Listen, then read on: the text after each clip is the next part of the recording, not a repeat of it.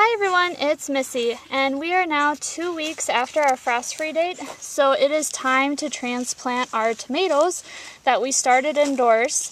And I am planting both red tomatoes, the ones that you use for slicing, people sometimes call them as slicing tomatoes, and I'm also planting Roma tomatoes, which are the paste ones that we use to make tomato sauce and also use for other canning projects like salsa. And what I'm doing is I had pre-laid out this black landscape fabric a couple days ago to help warm up the soil. And I have holes in the landscape fabric that I'm going to be planting my tomato plants in. And I'm just digging a really deep hole because we are going to bury the tomato plants as best we can. And I'm also going to sprinkle in some 10-10-10, which is a slow release fertilizer.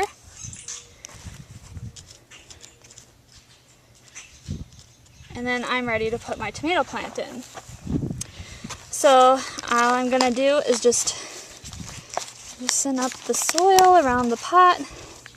Just let it come right out. And I just loosen up the bottom so the roots don't start growing around in a circle. I want them to kind of spread out a bit. And then I'm just going to place the plant in the hole and just bury it up around the stem. Now tomato plants can be buried because their roots can grow out from the stem, and this creates a stronger, sturdier plant, especially if you live in windy locations where I am at, out on the prairie.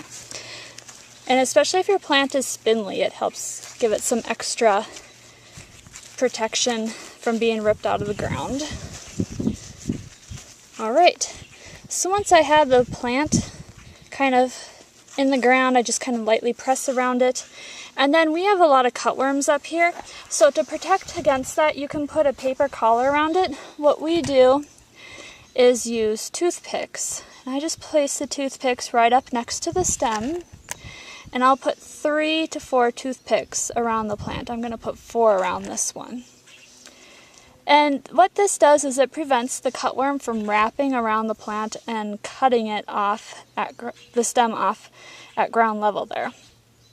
And then of course just water in the tomato plant, and we're all set to finish off planting the rest of them. And this is what they should look like when they're all planted. I do have a basil plant in here. I'll be putting in more. And you want to plant basil with your tomatoes because they repel the tomato hornworm moth.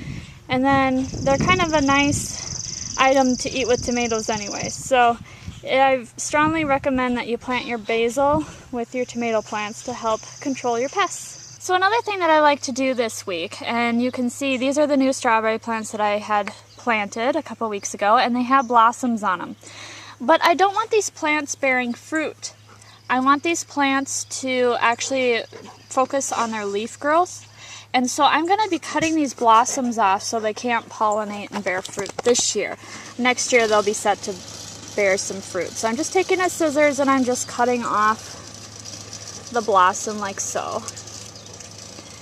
And I'm going to do this for all of my plants that are new. The ones that are older, back there, I'll be putting a net over as soon as the berries come on, and we will be harvesting from that patch. But until now, my patch will only remain half as big, and next year we'll have lots of strawberries. Another important thing is to weed. And this I do on a weekly basis. You can see all the small weeds that are coming here. I want to get my garden hoed before they get any bigger. So all I do is I just take my hoe and I just scratch the soil, and that will remove any small weeds. It's very easy. You only have to hoe about an inch or even half an inch, just enough to get those small weeds and the root systems out of the ground, and you should be good to go. Also, you want to make sure that you check your potato plants. Now, when your potato plants are 5 inches or higher, we hill around them. And what hilling does is that it prevents the potatoes from turning green, the ones that are up near the surface of the soil. And it also stabilizes the plants against strong winds. So these plants, of course, are kind of big and small. I have some smaller ones over here, so I won't be hilling those quite yet. But every other week I look to hill the potatoes, and this one is over 5 inches tall. Now to hill, all you need is a garden hoe, and you just take and hill the soil right up against the plant. I'll show you how to do that.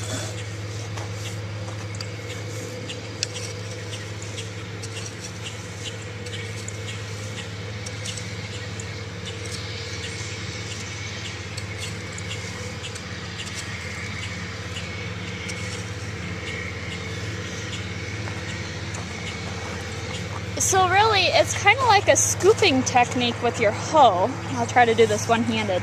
I'm just taking my hoe, letting it go into the soil, and I'm just bringing it up near the plant. And don't worry about burying the leaves or anything. Potatoes can be buried. They're just like tomato plants. They'll put on new root systems. They won't like get disease or anything like that. But I'm going to keep hilling these until there is about 3-4 inches of plant remaining above the surface. The little plants I'll try to hill next week if they will grow. Hopefully they'll be up 5 inches next week, but we shall see. And that is what the tomato plants look like after I've hilled them. So you can see the ground level starts down here, and all that is hilled up to the very top, pretty much close to the top of the plant. The last thing I'm going to do this week is plant my pepper plants. Now I waited a little bit later in the week from my other activities simply because I wanted the weather to warm up. And what I'm doing is just, these are the ones that I started in my AeroGarden earlier in the spring. And so I'm just transplanting. I can grow them from seed here. It's just that the plants grow so slow that I need to have them, the plants freeze before they can bear peppers. So we always do transplants in my region. And that might not be the case for you guys. You guys may live in a warmer area where you can grow them in the ground earlier than we can, because they're a very tropical plant. So all I'm doing is kind of breaking apart the peat pot that I transplanted them into. And I'm just going to set that in there. And now, the way I understand, you can also bury peppers a little bit, which is what I'm going to do with these guys. Just to make sure they have a good foundation to support root growth. There we are. Once I have it planted, I'm just going to water it very lightly. I'm going around the plant. I'm not soaking the leaves.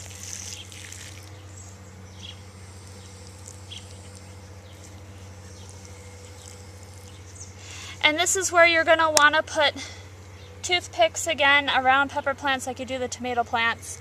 But I'm also going to do something else. Because it's a tropical plant, it gets too cold at night in my area this time of year. So it will stall the growth of the peppers. So what I'm going to do is actually use a wall of water. And a wall of water is like a mini greenhouse. So I just put that over the plant like this. And then when I fill it up with water, it will tent itself and it will keep the heat in during the night. So to fill up these wall of waters, there's actually a tube right here. And you just insert the hose.